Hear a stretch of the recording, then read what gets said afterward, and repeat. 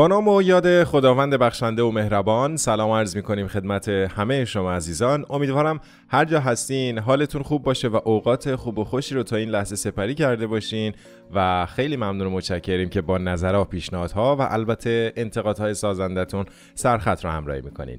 خب دوستان، این ویدیو رو با یه خبر در مورد پیشرفت صنعت پهپادی ایران شروع می‌کنیم. سپاه از نسخه جدید پهپاد شاهد با موتور مینی جت رونمایی کرد. حالا با این موتور مینی جت صدای پهپاد شاهد 136 خیلی کاهش پیدا کرده و سرعت پهپاد بیشتر هم شده.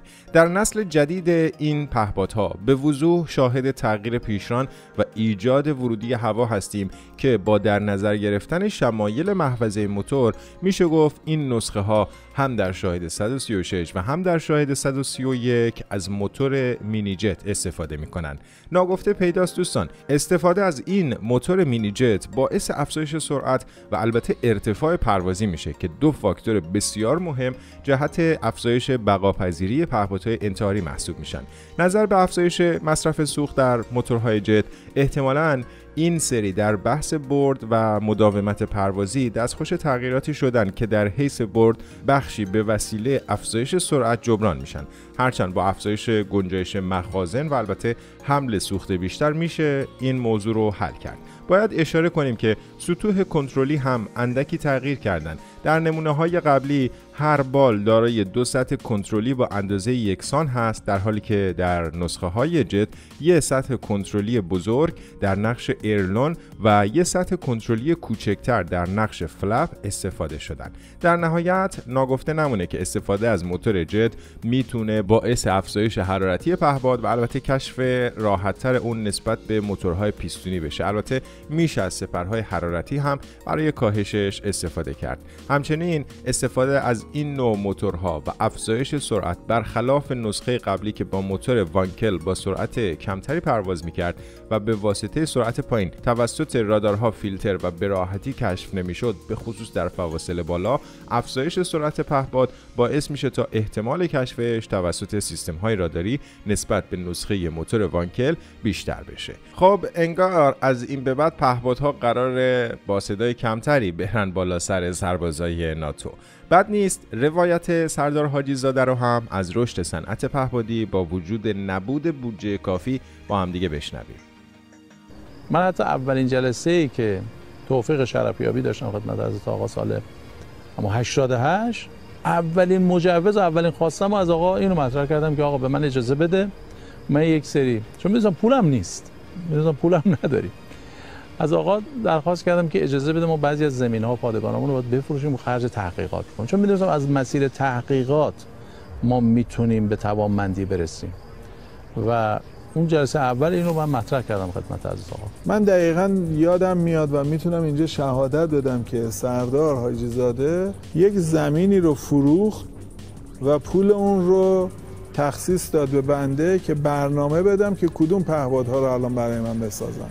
گفت این پول رو ببرید برای ساخت پهپاد هزینه بکنید. خداوکیلی هم خیلی ما داریم از همه جا داریم میزنیم پول جور میکنیم، سخته برای ما، یعنی برای بنده حقیر که دنبال منابع مالی هستم خیلی راحت نیست این کارا. من مثلا همین اوایل امسال پارسال پول نیومد دیگه، من میدونستم که تو این 3 ماه اولم اتفاق نمیفته.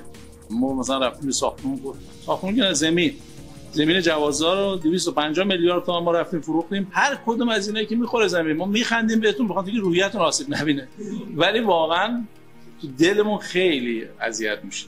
یعنی میگم اولین بار داریم میگیم بهتون، یعنی خودمون خیلی چیز میشه، از درون مثلا یه هواپیما مثلا اینجوری از دست دادیم با مثلا انقدر پولش.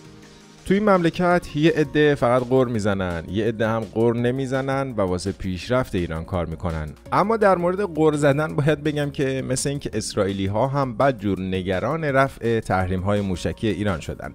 رئیس کمیسیون انرژی اتمی رژیم صهیونیستی گفته که انقضای قطعنامه 2231 شورای امنیت از ماه آینده به ایران اجازه میده که بدون هیچ محدودیتی به پیشبرد برنامه موشک‌های بالستیک ادامه بده و این وضعیت وضعیتی خطرناک و نگران کننده است. فکرشو بکنید با وجود تمام تحریم‌ها به این سطح از پیشرفت در صنعت موشکی رسیدیم. اگر تحریمی وجود نداشته باشه موشک‌های ایران به کجاها خواهند رسید؟ رئیس کمیسیون انرژی اتمی اسرائیل واقعا حق داره نگران این موضوع باشه. حالا که بحث قدرت موشکی ایران پیش اومد، بریم این ویدیو رو هم از روند توسعه موشکی ایران از ابتدا تا الان رو تماشا کنیم. بعد از ویدیو دوباره در مورد رژیم صهیونیستی صحبت می‌کنیم.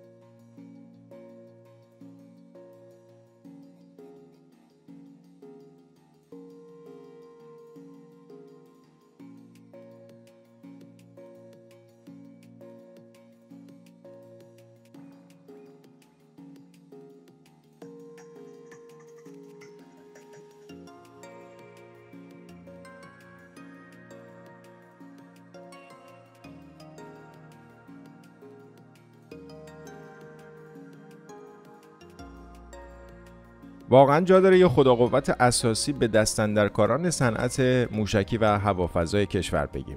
اما حالا بریم سراغ خبری که عرض کردم. این نامه ایران به شورای امنیت و هشدار در خصوص تهدیدات هسته‌ای رژیم صهیونیستی هست. در پی تهدیدات هسته‌ای نتانیاهو علیه ایران در سخنرانی مجمع عمومی سازمان ملل، امیر سعید ایروانی سفیر و نماینده دائم ایران در سازمان ملل متحد با ارسال نامه‌ای به رئیس شورای امنیت سازمان ملل در خصوص عواقب هر گونه اقدامی از سوی رژیم صهیونیستی هشدار داد. هوشیاری در دیپلماسی، نباید به یاوه‌گویان اجازه بدهیم که هرچی دلشون خواست بگن. بعد از نامه ایران به شورای امنیت، حالا بریم سراغ صحبت‌های رئیس جمهور که بازم عوامل CNN رو آچمز میکنه.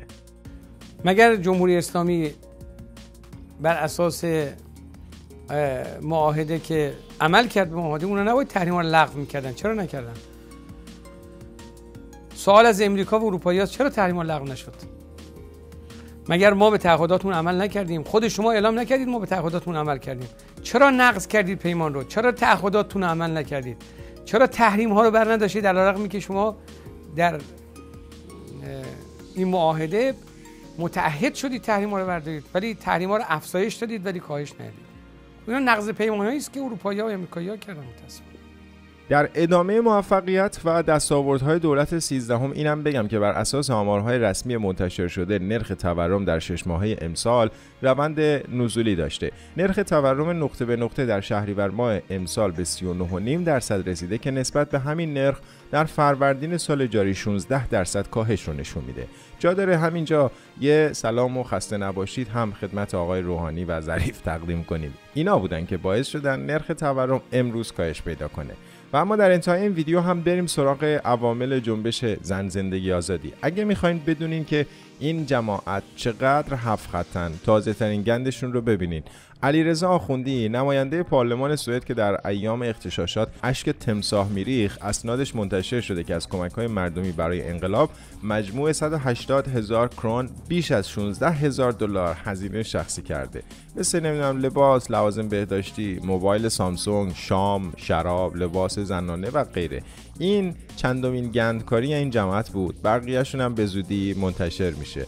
سر دسته دزدها هم کسی نیست جز روب پهلوی. خیلی ممنون و متشکرم دوستان عزیز که تا انتها با ما همراه بودین. لطفاً لایک و سابسکرایب ها فراموشتون نشه و سعی کنین این ویدیو رو واسه دوستاتون هم بفرستینش تا یه ویدیوی دیگه در پناه حق باشین.